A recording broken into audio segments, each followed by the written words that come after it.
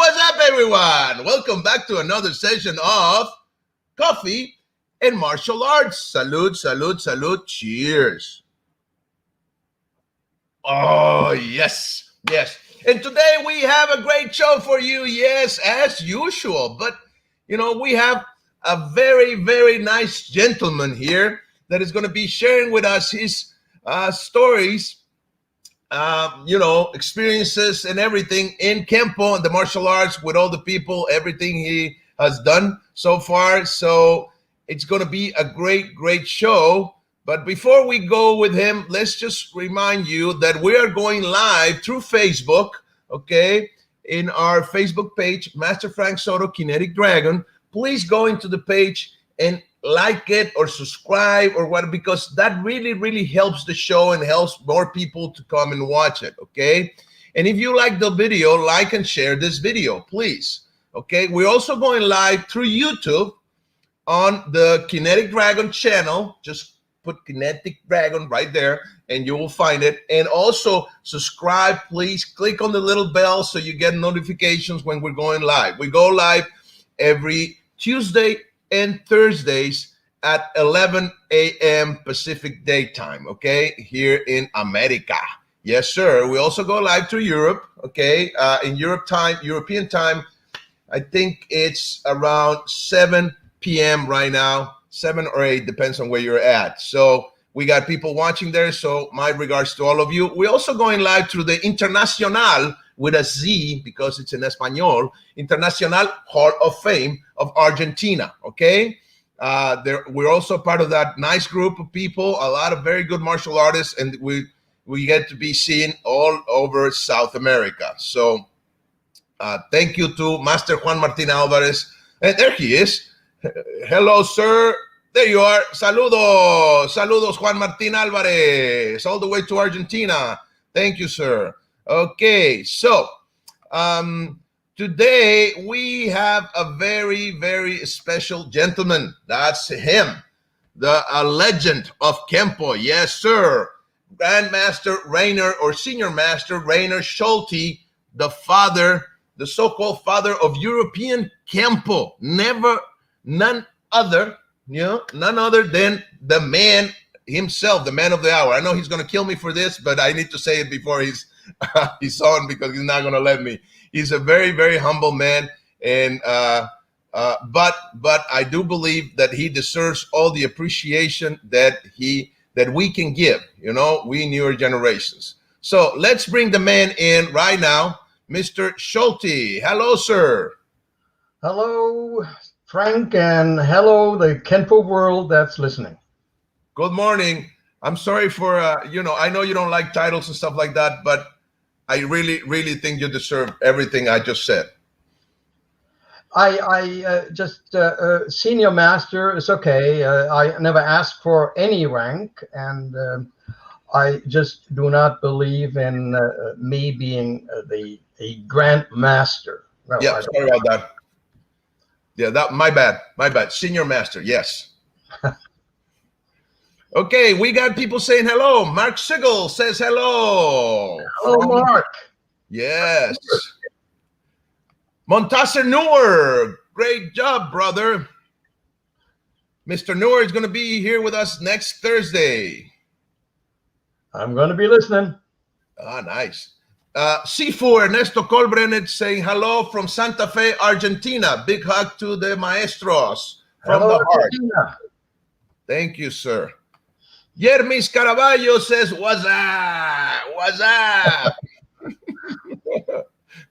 Mr. Hesselman. Hello, Hey. maestro. Yes, I am here. Thank you, sir. West Coast Struttle says, hi, Master Soto from Oakland, California. Have to go, but I'll watch the recording later. Okay, sir. Thank you. Yeah. Thank you. Rafael Herrera from Spain. Saludos. Thank you, sir. Rodolfo Kunzman. Saludos, Maestro, Senior Master Rainer Schulte from Chile. Hello.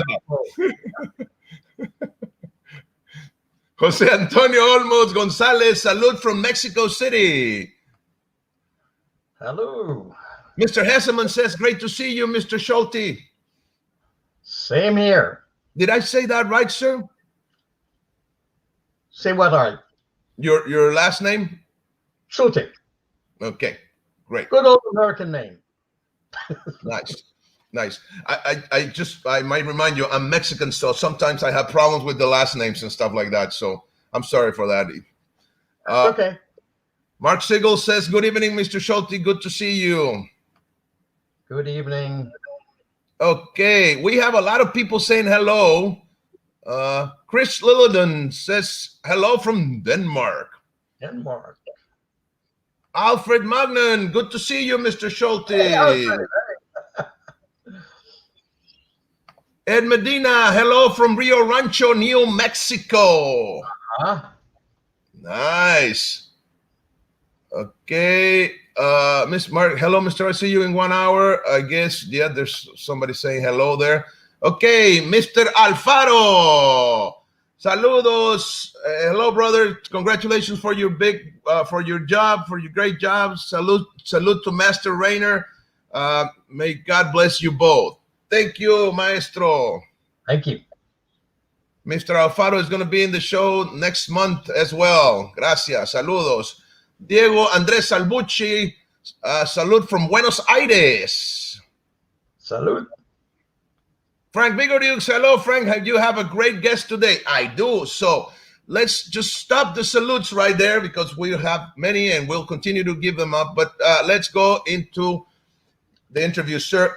I always ask, the guests when there is the first time here, if they can give us a brief, background of your background or brief story, and for people that don't have the honor or the pleasure of knowing you, if they can know where you come from in the martial arts in your life up to where you are now, please. My story is in the book, actually, and it's too long to get into my story. But going back to my Kenpo, started late 64, early 65. I was looking for martial arts, not really, because in the Merchant Marine,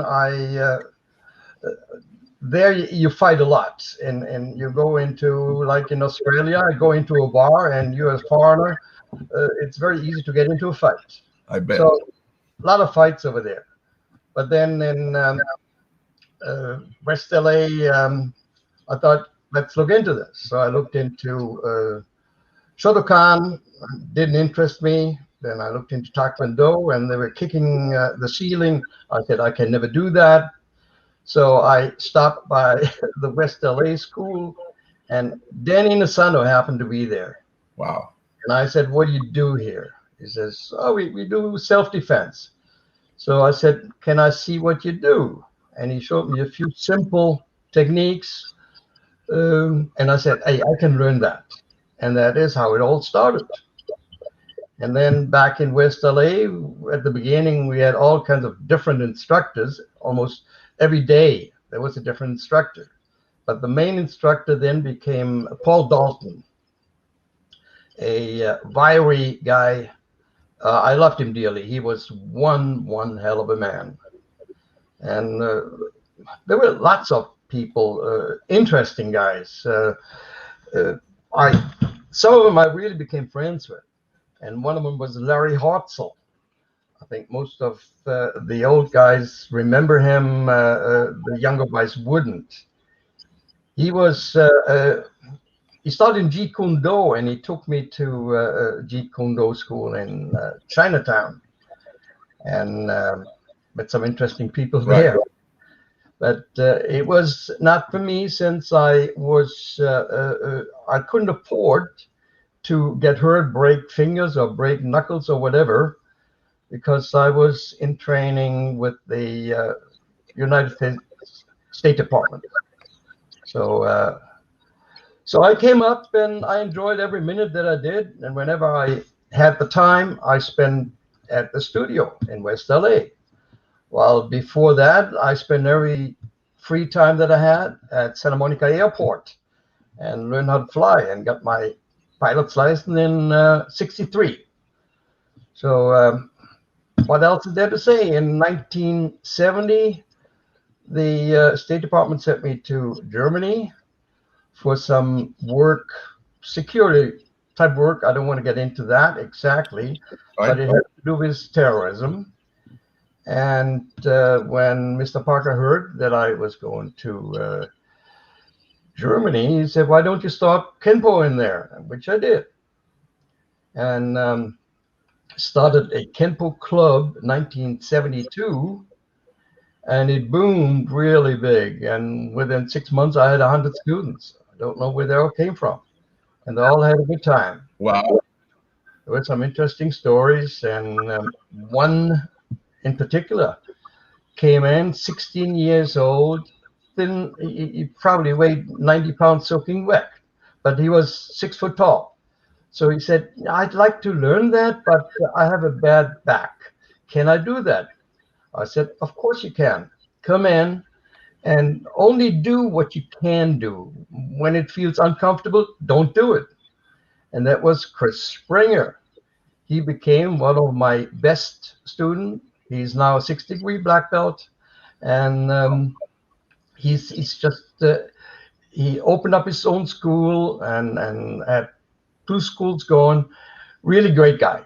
And he continued Kenpo in Germany when I was gone, because I was going in and out of Germany. I had to go back to the States 3, 4, 5 times a year for briefing and debriefing. And when I was in the States, of course, I went to West LA and worked with everybody that was there. And most of the time late was Larry Tatum. And I liked what he did. He was at times when I played his dummy a few times, and he knocked me out a few times. And then finally I said, "Larry, don't do that again, or I'll have to kill you." So we had a good relationship. And yeah, you're bringing up the picture there from Kill the Golden Goose. That was really, really good. Ed Parker called me one day and he said, "Rainer, you want to be in a movie?" I said, "What?" He said, "Yeah, come on down." I forget exactly where. And he said, "You're going to be in there." So he told me what to do. One thing he didn't tell me, when I first came on the scene, I looked into the camera. And the director said, "Oh, stop this. You cannot look into the camera." So we had to do the scene all over again. It worked. And yeah, I played a bodyguard, and Ed Parker played the villain. And he was. When I had to attack him, I felt it dearly. It was good. It hurt, but it worked. Great. So then when I got the news that he had passed, I was in Pakistan at the time. And of course, I couldn't fly back. I was on a job. And when I came back to Germany, I said, "Okay, I lost my," oh yeah, there it is. "I lost my instructor. So I'm going to lay low. I'm going to put Kenpo on the back burner." Right. Which I did. I started boxing. And to the most interesting part was changing from a right forward to a left forward. See, in Kenpo, you have your strong hand front, and in boxing, you have the strong hand back. Right. And then one of my instructors was, what was this? and I went to Detroit to the Crunk Gym and had a great time there. So Wow.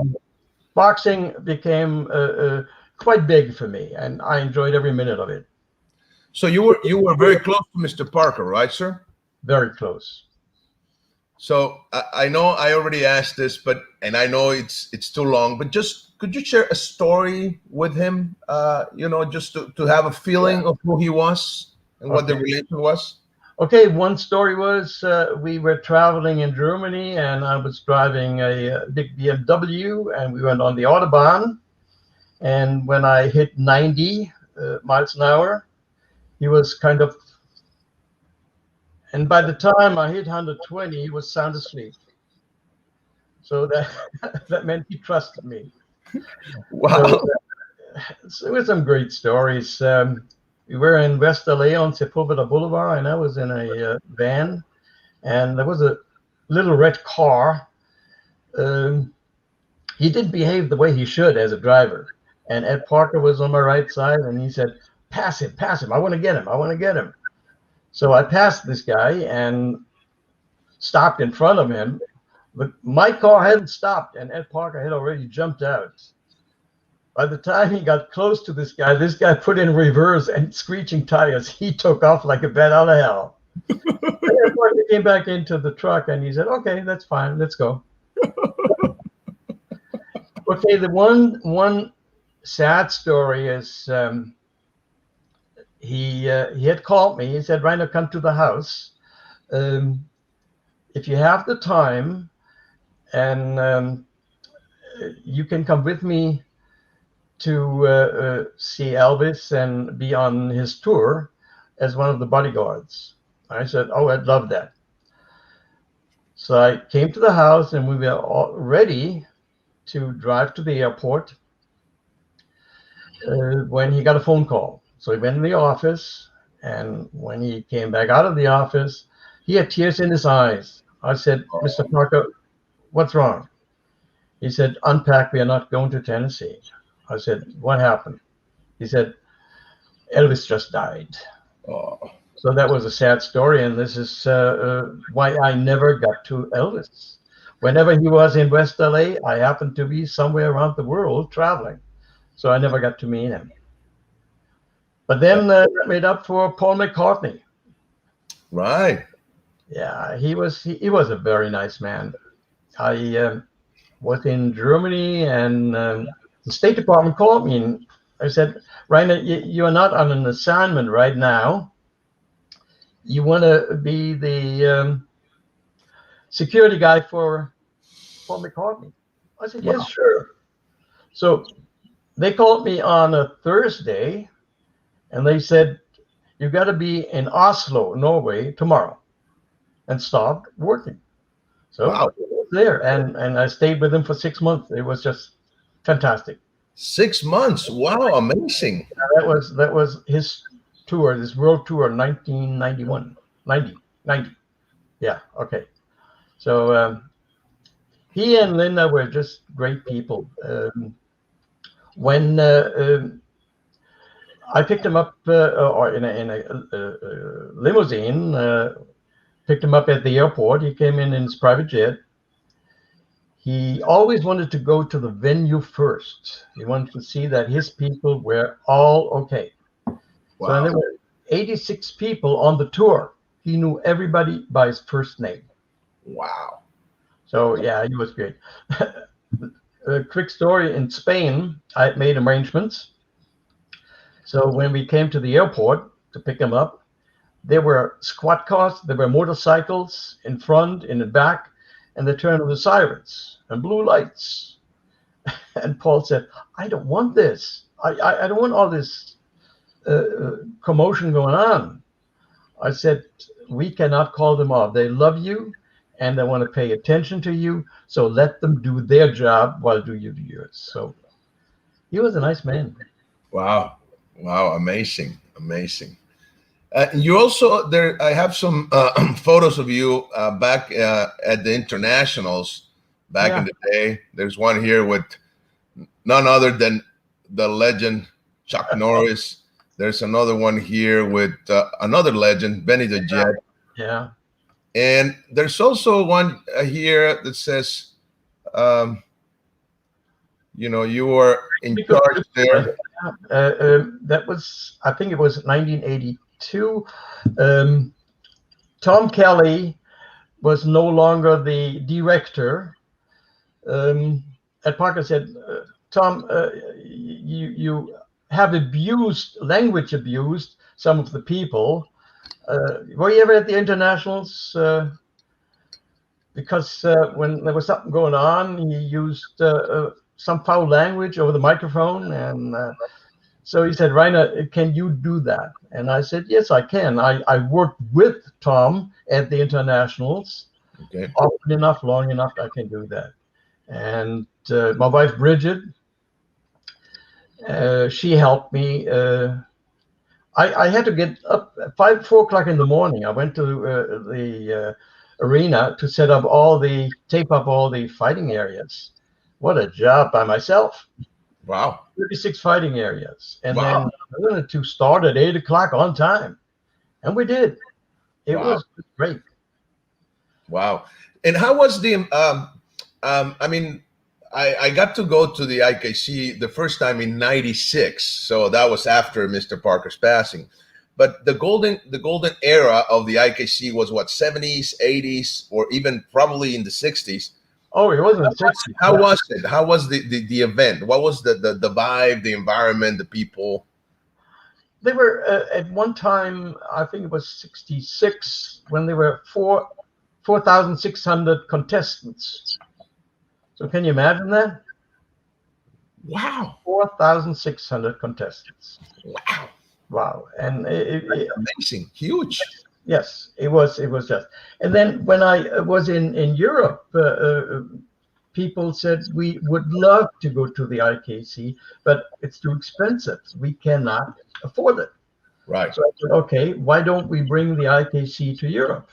Wow. And we started the IKC in Europe, and the first one was in 1982, hosted by Roy McDonald in Jersey, Channel Islands. It turned out just to be great. He did a great job. And then, that was there. That was in Jersey. And the second one was in Germany in 1983. Wow. Where we had a gym hall in one of the high schools over there. We had laid out air mattresses. So the people didn't have to pay for hotels. And we had a food truck come up for lunch. So, it was. We amazing. That's good logistics. Yeah. Wow. Cool. So the IKC started in Europe back in 82. 82. And you kept on doing this up until. I kept on doing it. I did it in 83, but then I forget who took over. Because I was traveling, right between my job with the Foreign Service, I visited all the countries that were members whenever I could. Sometimes, like Jersey, at least twice a year. Right. And so it became all just too big for me to do. And I had from France, from Belgium, from Greece, and I couldn't do all that. So then I couldn't travel to Spain anymore. I just didn't have the time. So I asked Graham Elliott to go to Spain for me, which he did. He did a good job. And Christian Springer helped me with teaching in Holland, Hans Hesselman. And Hans Hesselman turned out really, really great. He turned out a lot of excellent black belts, like Marcel de Jong, for one. You probably seen him or heard his name. Just great man. Mr. Hesselman? Hans Hesselman. I know the man. Yes. I went to his school. Marcel de Jong. Oh yeah, and Marcel, of course. Yes, amazing. Yeah. Great guy. Yeah. And there were some others really, really good Kenpoists. Agree. Very solid. Very solid, very strong. Yeah, when I went to okay, after my hiatus from Kenpo, I retired from the State Department and start living in my place now in Florida. But I was always in touch with Ed Parker Jr. And he called me one day and he said, Rainer, I'm going to be in Florida. Why don't we meet? I said, yeah, why not? Where? He said, Sean Kelly is doing a seminar. Why don't we meet there? I said, I don't want to go to seminars. I'm pretty much done with Kenpo. And he said, okay, Rainer, but try to make it. So then it was 2001. I went to Lake Worth and went to the studio, and there was the door opened up, and there was Sean Kelly with a smile, and he hugged me like we had known each other all our lives, and that he got me back into Kenpo. It was Sean Kelly. Wow. And today I'm at a point where I say I wish I would have had an instructor like him outside of Ed Parker, because he teaches for you to understand. There's so much instruction in his physical training. So he's just the man right now. See him? Nice. Yeah. That's a little video from Mr. Kelly's Son of Kenpo camp. There you are. Kenpo, yeah. I enjoyed that when he started Zen of Kenpo, because that got people to think there's more than the physical. Zen is to be right there, to be in the moment, and been enjoying that. Yeah. So hello to Mr. Kelly. Thank you. Yeah, we had a great talk a couple of weeks ago, and he was he's just he was really nice and helped me out with this and set up the interview with Bill Superfood Wallace and of course you in a way. So he seems like a very given man and very interested in helping the community, promoting Kenpo, and doing a good giving a good positive message. I really like that. He's just not that much. His anti-bullying, he started that. He's just in the community. He does the same for the community that he does for Kenpo. Nice. Okay, so let me bring some more comments here. Okay, let's see. Where are we? There we are. Okay, Luis Gutierrez. Awesome to see you. Okay. Hi. Edward Chavez. Hello from Arizona. Thank you for sharing, sir. Hey, Edward. How are you doing? Willie Kelly says, hi, Mr. Schulte. Hope you're keeping well. Yes, I am, Willie. And hi to Ireland. Okay. Moniz Abunwar says, awesome accomplishment. Thank you. Maestro Vidal. Yeah, and big hug to Master Rainer Schulte from CKF Chile, South America. Mr. Vidal is going to be here as well in a month or so. We have a full agenda, thank God, but he's already on. So, okay, let's see. Mark Sigel says, I am really thankful for Mr. Schulte's support when I wanted to learn Kenpo 30 years ago. My now just fantastic. You are right now #1 in Europe, in Germany, I should say, but one of the best in Europe. Nice. Mr. Hesseman says, Christian Springer was one of my instructors too. Yes. Mark Siegel says Christian Springer still can move.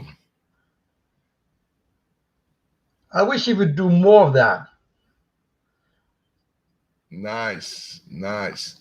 Willie Kelly says, yes, Wes, it's great to have the correct story for Europe, and we all signed the story. Mr. Schulte is a great part of your history. Thank you, sir. Tommy Jordan says, kind regards from Ireland. Mr. Tommy Jordan, hello, sir. Wow. Mr. Abold says, God bless you. Okay. So Mr. Idol says, I am glad Mr. Schulte helped us that the Irish story American Kenpo. Yes, good. Greatly spreading the word of American Kenpo and the truth of our history. So saying that, you took the IKKA to Europe and you did an amazing job, and you were teaching 32 techniques by the time. When did it change from 32 to 24, sir? I don't really know. I was surprised when I realized that some black belts had started to go down from 32 to 24. And I think it was more of a business idea behind that, because if they could promote more or faster, each promotion was bringing money to the studios. So it took longer to learn 32 techniques than 24, but it's still, at the end, it was still the amount of techniques that we had learned. Right. When I started, there was no yellow belt, so these 10 came on top of the 4 times, and we had white belts only with 4 stripes on it up to green, and then we got into brown belts. So some changes been made. When you started was white belts with black stripes on it. Right, and then orange. Each stripe was orange, purple, blue, and green. Okay, but you started without the color belts, or you started with the color belts already? No, I started on the white belts, not the color belts. Came later, and then when I started, we had no names for the techniques. They were not open or taught at that time. They were inside, outside, left, and right. They were simple, 8 basics. And when the technique came up with 5 swords, we had Albert Conejo. He said, "Oh yeah, 5 espadas." It was interesting. But then we learned what was behind the names of the techniques. Okay. It was easier to learn, oh yeah, this is a technique, an escape technique, or fist technique, or hand sword technique, or whatever. Right. And I guess it's more exciting to learn, 5 swords or thundering hammers than an inward block and a counter, or a counter. Or having do techniques number 25. What, 25? No, but we learned what was behind it, so it was easier. Because I remember going through the rank, and every time I said, "Oh, you're going to learn Leap of Death," I'm like, "Really? Oh yeah, I want to learn Leap of Death," right? It really gets you excited. Yeah, but see, back then at the beginning, the training sessions were mostly on basics. We had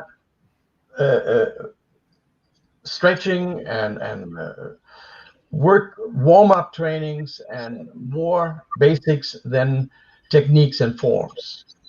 So we had 2-3 techniques in a session,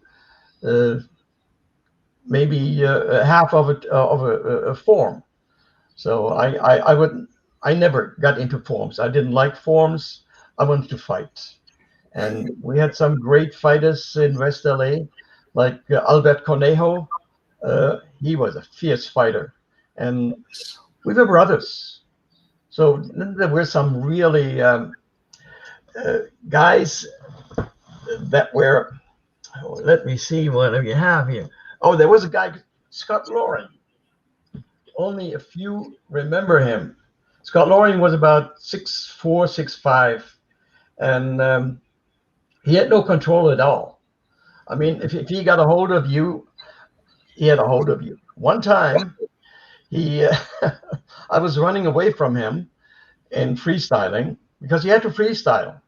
Of course. I put my head over and he punched and missed and went through the wall.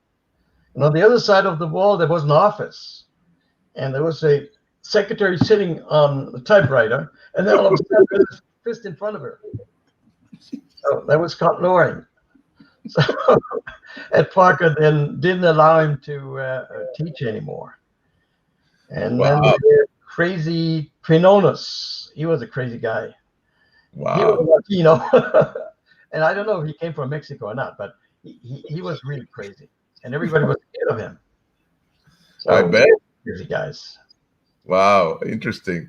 Okay, we got more people saying hello. La Fuente Viva says, Mr. Schulte, God bless you. Okay. Leonardo Munoz says, big salute from Valparaiso, Chile. Aha. Maestro Soto and Master Schulte, an honor and a privilege to listen to such a valuable information. TCB.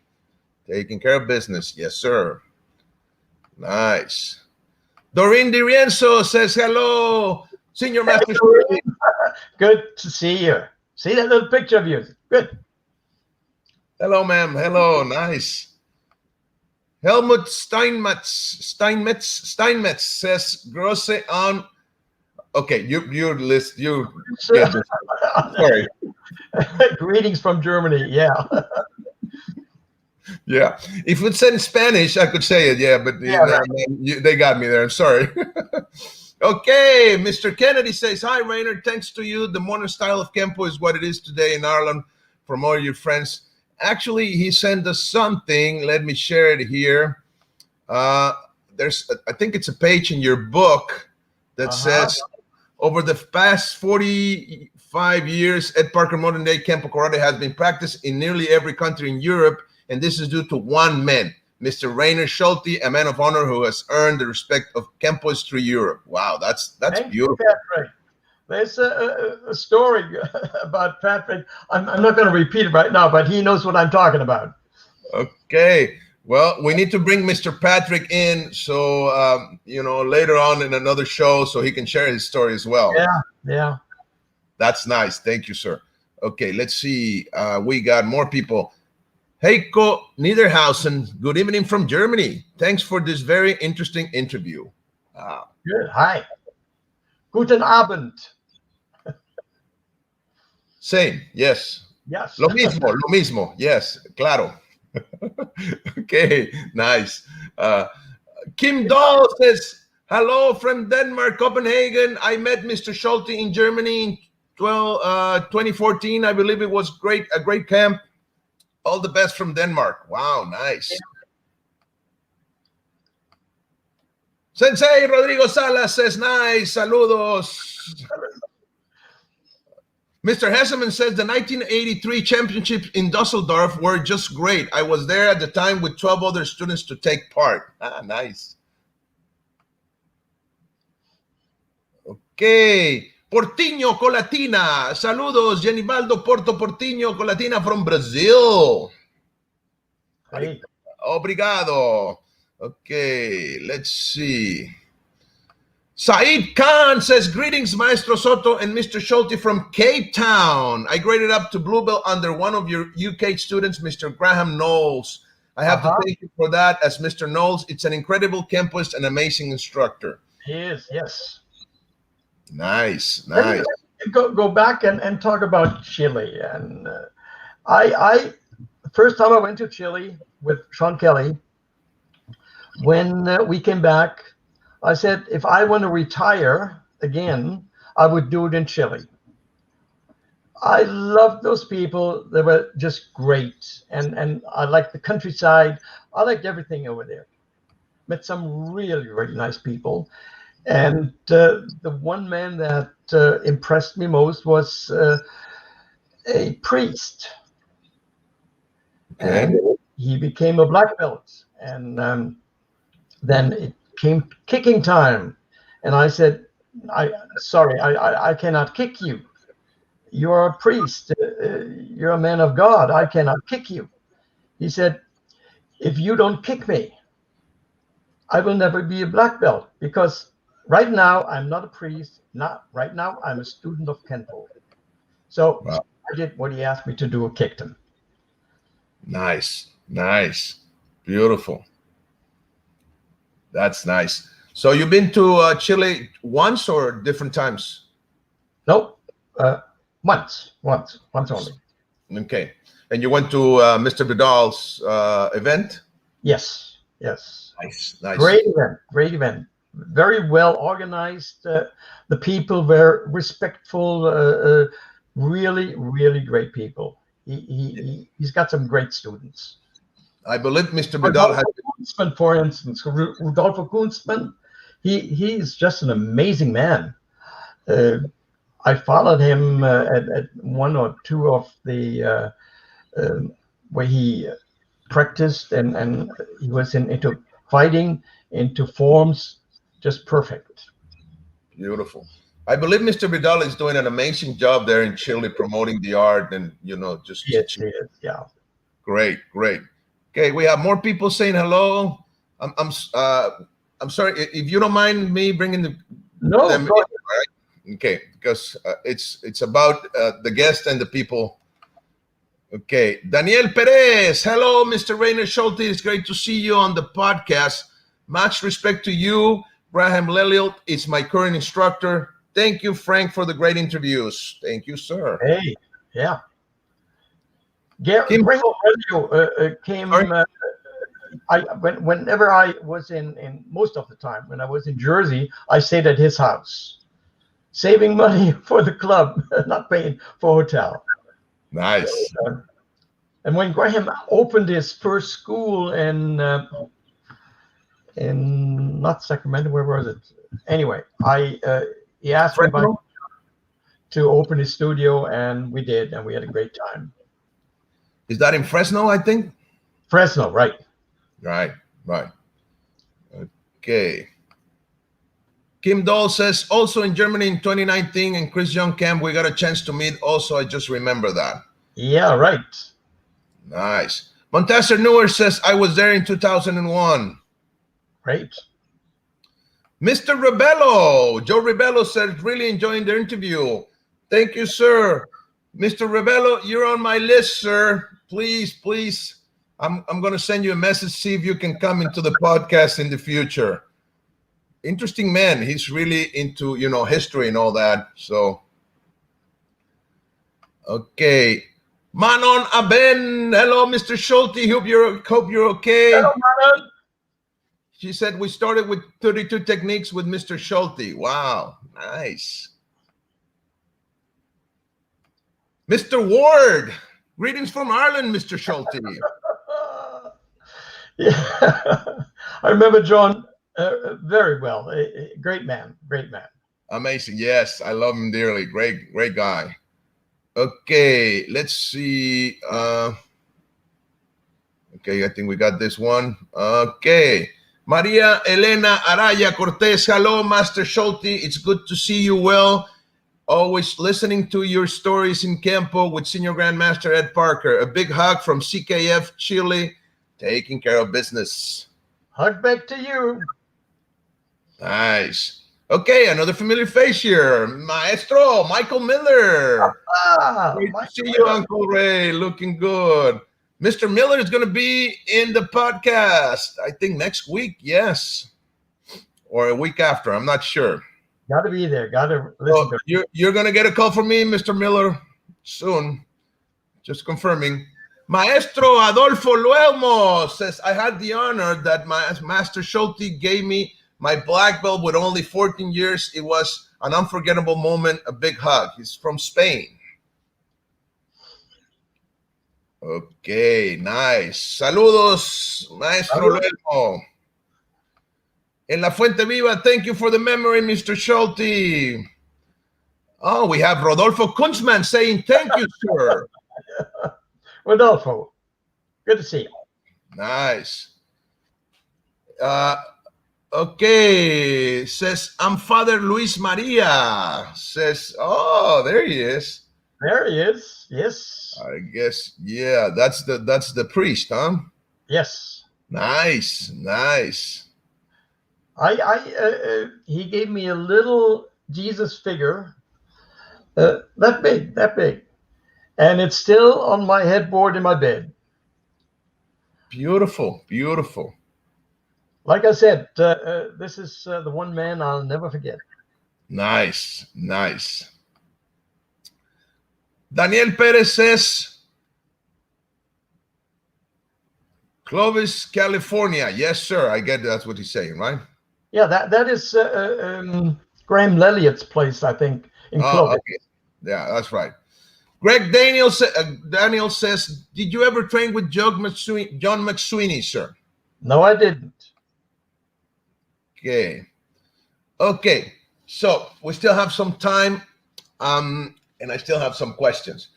So you did a lot of traveling in back in the days when you were promoting the IKKA and teaching Kenpo all over the place, and you encountered a lot of different things. But what was the constant? What was the thing that stayed the same when you visit all these countries? That remained the same? That remains the same. I had introduced a little passbook, and everybody had to have that little passbook. And we wrote in when we trained and how we trained and what was trained and all the promotions. And we had a membership fee, annual membership fee of $12. So whenever they sent their $12, they got a little round thing which they tagged with the date on it into the passbook. And the money that we collected went to the IKKA. And Ed Parker and we never charged for seminars. The individual countries that we visited, they had to pay for room and board, but never for the seminars itself. Wow. And how many people did you have signed up back in those days in Europe in the IKK? I don't know. Roughly? No idea? A few hundred. Okay. And it was growing? It was growing. Nice, nice. And now they have the IKKA restarted. We started the IKKA Europe as such. Outside of the World IKK, the IKK Europe, we started in '84.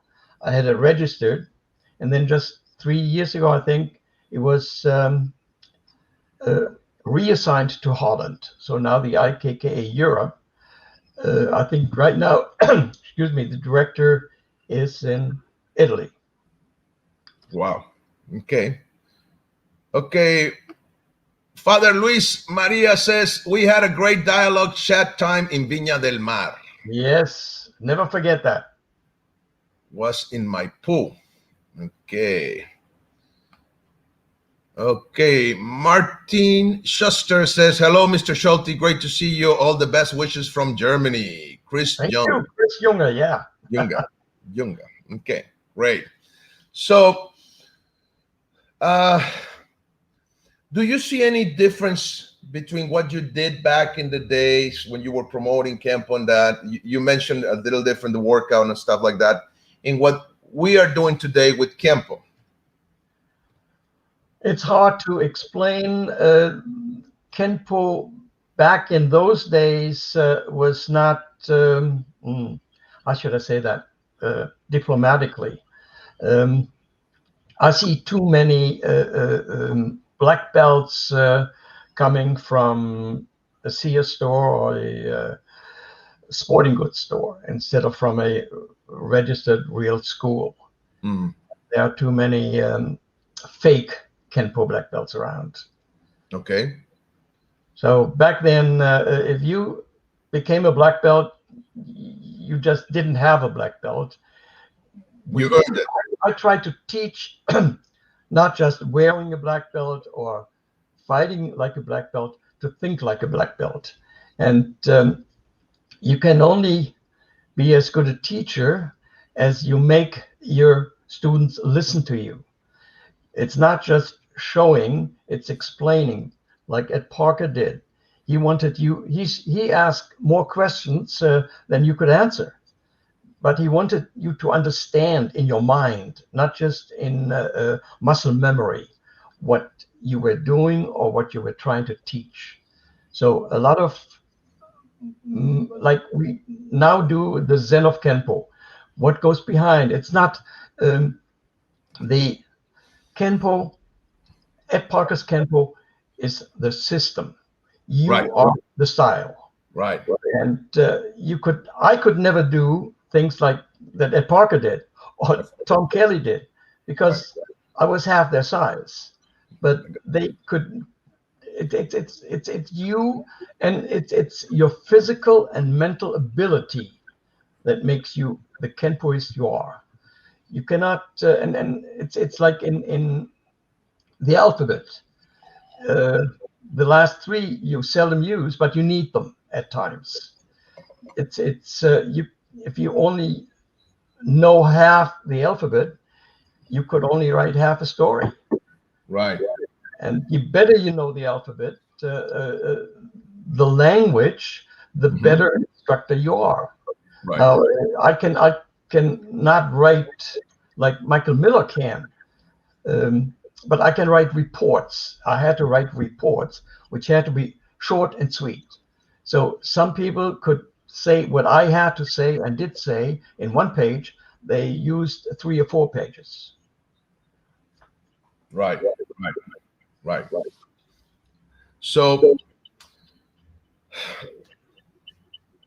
how was the feeling of dumbing up for Mr. Parker? I bet you did it more than once. Oh yeah, oh yeah. He had great control, and I learned from being a dummy for him. Right. So, oh yeah, I talk about Joe Louis. I went on I was a purple belt, and he came to the studio and asked if anybody was dumb enough to go on a seminar with him. Not a seminar, on a demo with him. Right. And I was dumb enough. So went to UCLA, and he said, all right, now before we start, I'm going to be punching at that wall. And you tell me when you don't see any daylight coming between the fist and the wall, let me know. And I said, he punched 4, 5, 10 times. And I said, that's it. He said, all right, now you see how much control I have. When I work on you, don't move. Right. And I didn't. And I felt at one time my nose going in like this, but it was not his fist, it was the pressure from the air. Wow. He tied me up a few times, but he never hurt me. Wow. Beautiful. Amazing. Well, let's see. We have somebody else saying hello, and I have one more question after that. I had the privilege to meet Master Schulte at the World Championship in Utrecht, an absolute gentleman. Thank you. Nay, nice. So I have to ask, of course. That's, I mean, it's a regular question that people ask, but did you ever use Kenpo on the street? Don't have to give the details. No, I did not use Kenpo on the street because I fought. I had to fight on the street, and I got the scars to prove it. But I used what I had learned in Kenpo. So it's different on the street than on the mat, because your subconscious takes over, and you might use a move from technique number 5 out of 1 and back and forth, whatever works. And I'd always tried to end the fight before it started. I used verbal Kenpo. Yes. Like, hey, you really want to do this? Come on, let's have a beer. I'm paying. It worked once in a while. Right. And at other times, it didn't. I had one time I was with friends in a pool hall, and there were some guys coming in. We had girls with us. Guys coming in, they were using really foul language. So I walked over. I said, guys, come on. We have the girls. I can talk with you same way, but we have the girls here. So cool it. And a few minutes later, it started up again. And I said, hey, I ask you nicely, friendly, stop using that language. Hey, what are you going to do about it? I said, I'm going to kick your ass out of here. What? There's 5 of us. I said, I know that. The first 2 I'm going to kill. The next is going to go to the hospital. So who wants to be first? Nobody wanted to be first. So of course. that's the way of doing it. But no, in real life, it's different where the environment you are. If you're in the desert, you fight different than when you're in the middle of a city. Right. And especially if you are in the Middle East somewhere. So it's different. Okay. So before we end, I would like to ask you, what would be your,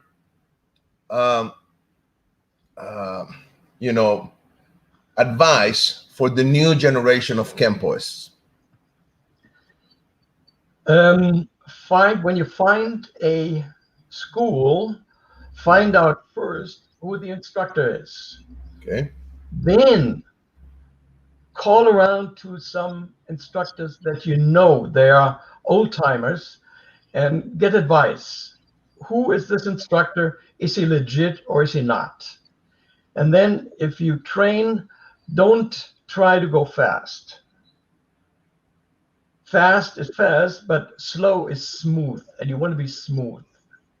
And learn only as much as you can absorb at any given time. Don't try to rush things. It took me like 6 years to become black belt. And today I see guys getting black after 3 years. Yes. You cannot absorb. Very few people can absorb all that is given to you. So you are reachable for the new generations, because I guess some newcomers don't feel that that they can do that. They don't. Anytime. If any one of you out there that has a question, young or old, Great. Go on Facebook or give me an email, whatever. I'll be available and ready and willing to answer your questions. Okay, so can we share your Facebook here? Will that be okay? Yes. Okay, so let's do that. Okay, so you can find Senior Master Schulte in his Kenpo page. Let me show it right there. Okay.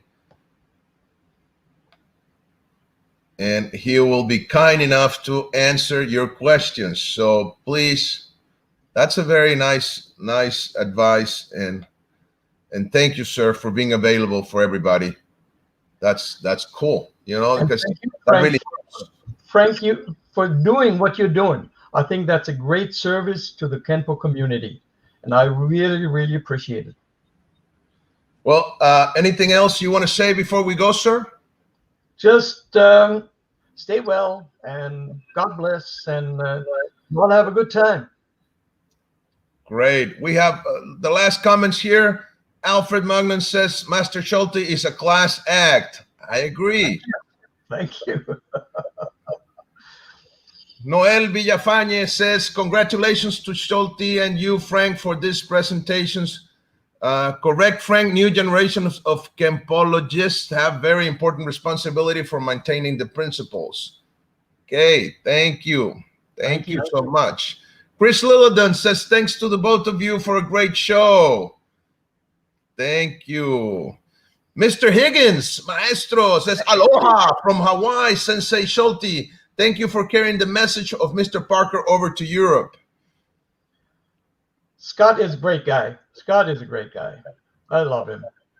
Yeah, he was the one that really helped with kicking this coffee and martial arts off and getting all of you guys, you seniors, involved. So I'm very grateful to him. Great friend. Montessor Nua says, great interview. Thank you, Mr. Rainer Schulte. Hans Hesselman says, fantastic. Thank you and stay safe. You too, sir. Julie Evans says, hey, so glad to see you, sir. Hi. Luis says, thanks a lot for your life and lessons of life. Thank you. Well, thank you very much, sir. This was amazing. Thank you for your time. Much appreciated. And for your advice and sharing your story with us. And we'll try to do our best to keep this going in a correct way. And just appreciating what you guys have done, and always trying to build with those bricks that were, before us, and keep on working from there. Yeah, and when you reach my age, you're happy that you can still talk to and remember things. Sometimes I remember things that I did 75 years ago, and I forget what I had for lunch yesterday. Well, I hope to look as good as you do, sir. Thank you. Eat I well, need that. drink well, and have a good time. Thank you so much. Okay, Justin Edhart said, thank you both for doing this. Aloha from Phoenix, Detroit.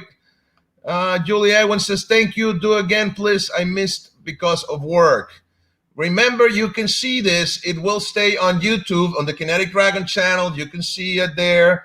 And also on Facebook, on Master Frank Soto Kinetic Dragon fan page, Facebook page. Rodolfo Kunzman says, nice conversation, Mr. Schulte and Mr. Soto. See you next time. Thank you. And thank you, sir. And thank you, everybody, for watching. We'll hope to see you on Thursday. Remember, on Thursday, we're going to have Mr. Montasser Noor. He's going to be here Thursday, April 2nd. Don't miss it. It's going to be good as well. You, sir, have a great day. Thank you. Thank you again. All right. Take care, everybody. Bye-bye. Bye-bye.